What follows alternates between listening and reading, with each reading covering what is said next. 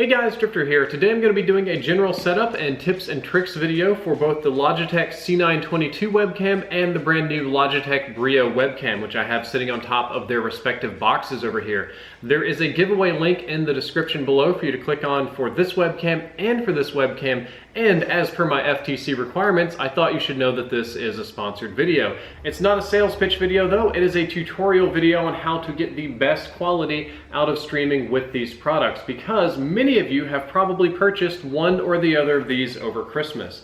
To start off with today, let's take a look at the C922, which is probably the standard webcam in all of streaming. Everywhere I travel, I just see hundreds and hundreds of these devices. Some of the places I've used the C922 are here in my living room when I stream Jackbox games on J-Hub's channel. I just set it on top of the TV, point it at the couch, and it does the job fantastically. Another place that we use it very frequently in this house is in the kitchen. When my wife does cooking streams, we have to have a camera that points straight down at the stove so that you can see what we're cooking. So as you can see, we do some very advanced engineering in order to mount it to the microwave.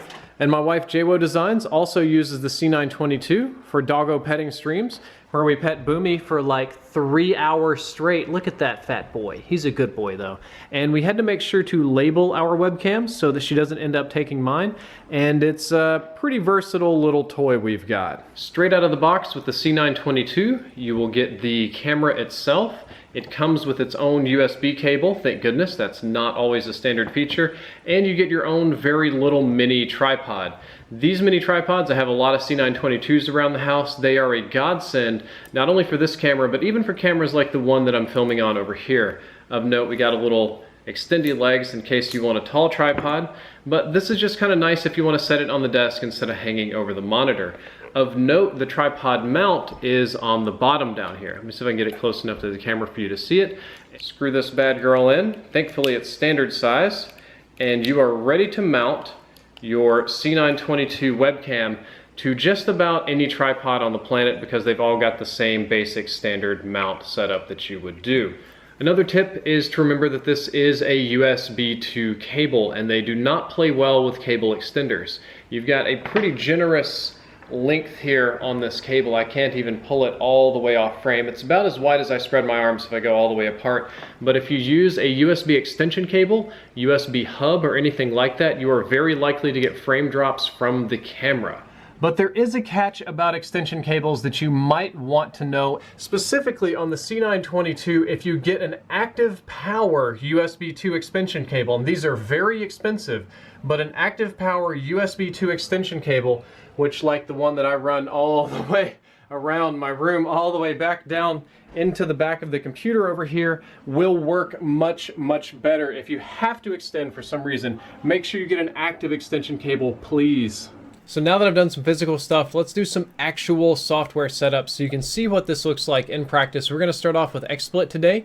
It works almost automatically with XSplit, but if you don't have XSplit, and I've got these other programs, you can use the older Logitech webcam software to set it up, or you can use the Logitech gaming software to set it up. Now it's not going to have the preview right there because I'm using it in XSplit, but there are other options. So the XSplit route, when you plug it in, these are the default settings, at least in my room. To see your webcam, you'll go to Add, Devices, Video, and C922 Pro Stream Webcam. I'm sure most of you know how to do this, so I'm not going to focus on that. We'll go ahead and remove this one. And right now I'm in 1080p 30 FPS, and I look about as good as I'm gonna look. I feel like I'm a little bit overexposed. It's on standard settings, but we can configure this manually. And in OBS, we have the option to go for exposure or for frame rate. I always choose frame rate because frame rate's super important. You never want to let that down. And you can do two different things. You can do video output and input. Your video output is going to be your FPS and resolution. You can aim for either of these you want. I aim for 60 FPS. We don't always hit that depending on our settings. And you can do different color spaces. On this webcam, yeah, see, the frame rate's terrible. You never want to do that. What you want to do, the YUY2 is terrible. You want MJPEG. As soon as we go back to MJPEG in just a second, we're going to get much higher quality. I also, if you didn't notice, lowered the resolution but upped the frame rate. Now, I got significantly blurrier on the video, so this probably doesn't look as beautiful, but when you're streaming, you're probably going to be about this big, so it's not going to make that big a difference. But if you go more full screen, you will notice a difference. So for these particular settings, my recommendation is if you want to do full screen, you want to go to video output, and we're going to change this to 1080 default. I don't know why that's on 5, that's a bit silly. We're going to do 30, we're going to hit apply, hit OK. And now we are back to 1080p 30 FPS. There's some other fun things we can do. When you hit video input, this is your input from the webcam. You bring up a submenu. The things that give you the most bang for your buck are playing with white balance, such as this. Now this is manual white balance. I can add more color to it, make myself very orange or very desaturated. But leaving the white balance around 4000 for most rooms is fine. And I generally find that this option is best left on automatic. You can play with the sharpness if you want to. I find that turning up the sharpness from default ever so slightly will make your picture somewhat more crisp, but there's a finite zone where it gets ugly. So I'm going to turn that up a little bit. I'm going to turn our saturation up just a little bit to give myself some color. Contrast is probably... Brightness, we need to take a few ticks down. Ooh, look how much better that looks already. Yep, just turning down the brightness, just change this completely. Made me much more, I think I'm a little dark there. We're going to turn it up just a smidge. Probably more like this. Looking good, looking good. You do want to keep this anti-frequency at 60 hertz, or you can change it to 50 if you're in EU. And when it comes to camera control, I strongly recommend turning autofocus off, because you never want it to do anything like this. We just want to leave autofocus off. Zoom I never play with. Pan and tilt aren't your friends, but definitely leave exposure on default. Changing the exposure setting will do really strange things to your frame rate. I'll see if I can make it happen here. When I do that, I get way darker, debatably better quality even, but as I increase the exposure, you'll notice the little yellow frame rate down at the bottom starting to drop until I really tank it up here. So high exposure values is terrible frame rate. Low exposure values is great frame rate, but it can get a bit on the dark side. So most of the time I just leave this on auto, and it will also adjust for people walking in front of your lights and everything like that. So we're going to hit OK, and that's how you set it up for the basic setup for quality when it comes to XSplit. The next thing you're going to want to do though is you're going to want to do some green screening. So since I'm XSplit, I'm going to drag and drop an image into the background. This is just a PUBG thing, I guess. And we're going to click it, and we're going to click this down arrow to move it down to the layer behind me. And then we're going to click on our ProStream webcam. We're going to go to Settings. We're going to go to Color, and we're going to add a chroma key. Do chroma key, not color key. The default chroma key tends to be quite good. Very rarely do I need to adjust it very much. However, you'll notice I've got some accessory stuff on the sides of me. My green screen area is a little bit narrow. So as a tip, you hold down Alt on your keyboard, and you'll notice that I get a different little arrow on the side. And I hold down Alt, and I can drag this and do like really fast kind of auto cropping. Auto cropping like that. Perfect. And it's not perfect. We still got a little bit of noise up here. So if I want to change that, I can change that here in this mode. I can leave it on default. I can put it in legacy mode and do manual stuff. We can play with these. Oh, that made it worse. That made it a little better. Let's see what we got here. Play with it like that. If you want to do legacy mode, you do all kind of crazy stuff with it. Legacy mode is way more janky in my opinion, harder to use. Ooh, I got a pretty good result there. A lot of different sliders. Just take your time to do it nice and slow, get the result you want. I'm going to go back to standard, and I find that it crops a little bit funnily, and sometimes it looks, I got a little jaggies around my hair. You can help yourself a lot just by making it a little bit smaller, because it smooths out most of the issues and looks much better. One other thing I wanted to show you about the green screen. Let's go ahead and turn it completely off, and let's reset. Can I reset this? Where's my cropping? Let's reset all my cropping. You need good lighting. You'll notice I have lights behind me pointing at the screen. What you may not see is that I have lights on my side and all around me to make sure the green screen is very well lit. A dark green screen just never works right. Next up today is the Logitech BRIO 4K webcam. This is the only true 4K webcam anywhere, period. I promise you all others are deceptive. This one truly does 4K, but it is not easy to set up. It is not nearly as user-friendly as the C922 over here, which is why the C922 is more standard. And even on the physical webcam itself, it has a few features that you probably want to see. First up is when I first got it, I did not think that there was a tripod mount for my camera. At least I didn't know where it was, and I kept looking on the bottom, and it's got a nice bendable flexi arm thing, but I thought what I was gonna have to do is drill a hole in here and make my own mount. However, upon careful Googling, I found that I could actually, if I can do this right on stream and not make a mess, I can actually snap the camera off of this mount. I'm gonna get fingerprints all over it, I know. Oh, there we go. Aha, finally got it, yeah. So if you'll see on the very bottom of this one, I'm gonna hold it up pretty close to the camera. This is where we have our webcam mount, well, I should say our tripod mount. It's the same standard size as all other tripods in North America.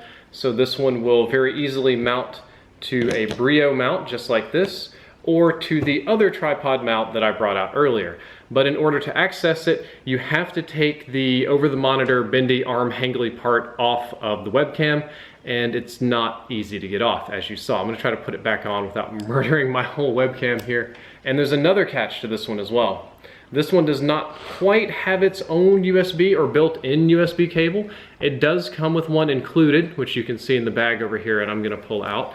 But you'll notice a very tiny USB 3C mount on the back of the BRIO. I very strongly recommend that you use the USB 3.0 cable. I'm kind of bumbling here, that Logitech included.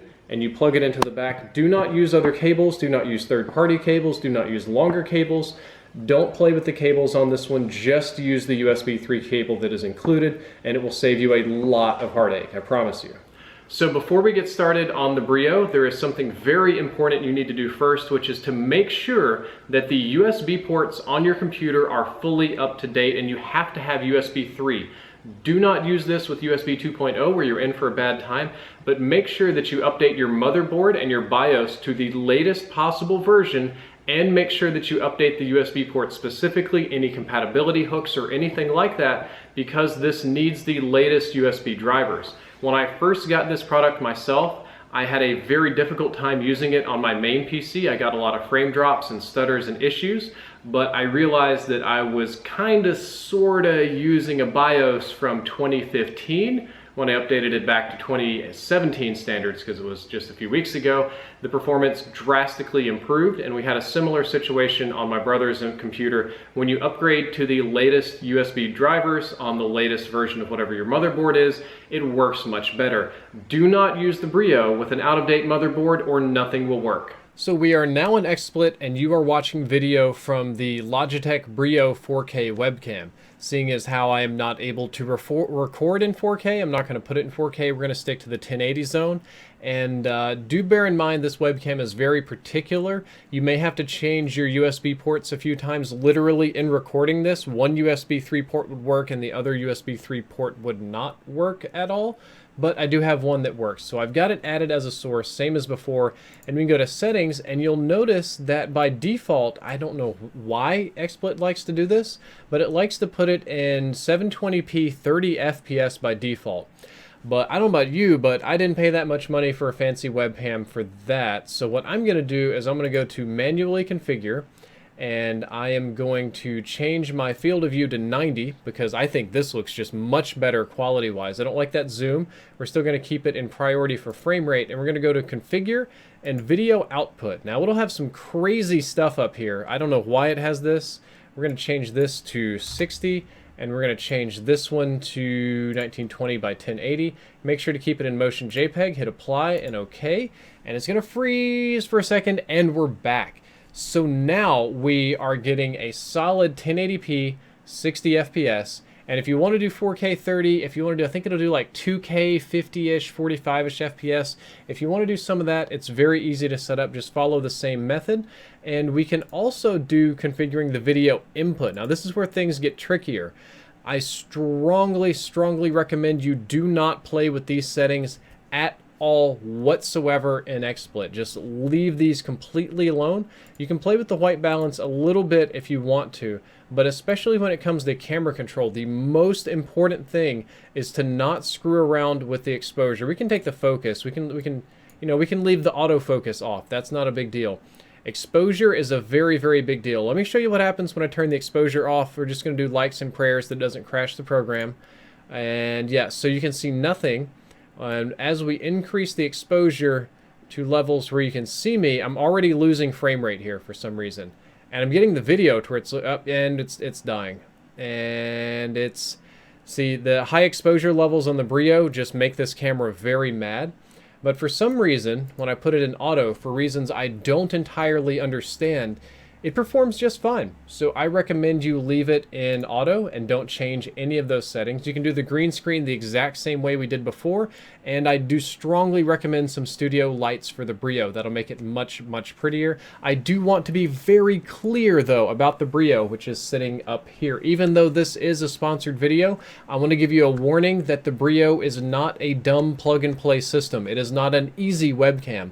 It is a complicated, advanced, big boy toy. So if you get it, I want you to be prepared to put in some big boy time to make it work. But when it works, it's just downright beautiful.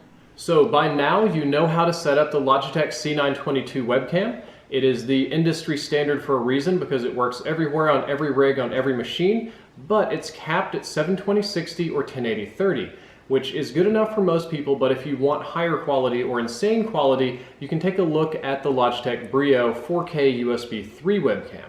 This one you can get much, much more out of, but it also requires a lot more work to be put into it when it comes to lighting, drivers, and setup. So it's a matter of what you want out of your stream and what kind of quality you're looking for and what kind of work you're willing to put into it. Guys, if you enjoyed this video, don't forget to like, favorite, and subscribe. And there are links to both of these products down below in the description that you can click on anytime. Drifter out.